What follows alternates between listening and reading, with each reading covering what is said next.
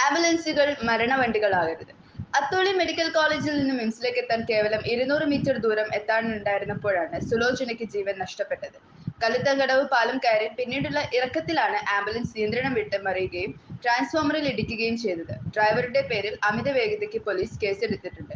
ഹൃദയ സംബന്ധമായ അസുഖത്തെ തുടർന്നാണ് സുലോചനയെ NMHCയിൽ നിന്ന് മിംസിലേക്ക് മാറ്റിയത്.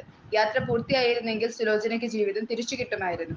ആംബുലൻസ് ഡ്രൈവറുടെ അനാസ്ഥയാണെന്നാണ് പ്രാഥമിക റിപ്പോർട്ടുകൾ സൂചിപ്പിക്കുന്നത്. സുലോചനയുടെ ഭർത്താവും ഗുരുതരമായി പരിക്കേറ്റ് ആശുപത്രിയിലാണ്. ഈയൊരു സംഭവം ഒട്ടനവധി ചോദ്യങ്ങളാണ് ഉയർത്തുന്നത്. ആംബുലൻസുകളുടെ അപകടങ്ങൾ പലപ്പോഴും തുടരുകയാണ്. ആംബുലൻസിൽ കിടക്കുന്ന രോഗിയുടെ ജീവൻ രക്ഷിക്കാനാണ് വേഗതയിൽ ആംബുലൻസ് ഓടിക്കുന്നത്. അതുകൊണ്ട് തന്നെ ആംബുലൻസുകൾക്ക് മറ്റു വാഹനങ്ങൾ വഴിമാറി കൊടുക്കുക പതിവാണ്. എന്നാൽ ഈ അപകടം നടക്കുന്ന സമയത്ത് മറ്റു വാഹനങ്ങളോ മറ്റു തടസ്സങ്ങളോ ഉണ്ടായിരുന്നില്ല.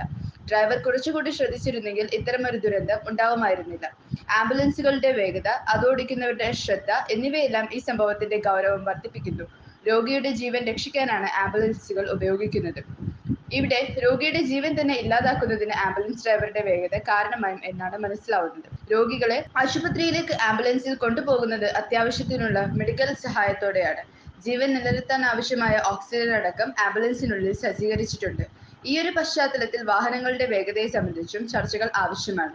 സുലോചനയുടെ ദാരുണമായ മരണം ഇതാണ് ഓർമ്മിപ്പിക്കുന്നത്. ജീവനും കൊണ്ടുള്ള ആംബുലൻസ് ഡ്രൈവർമാരുടെ ഓട്ടം കൂടുതൽ ജാഗ്രതയോടെ വേണമെന്ന് ഈ സംഭവം സമൂഹത്തെ ഓർമ്മപ്പെടുത്തുകയാണ്.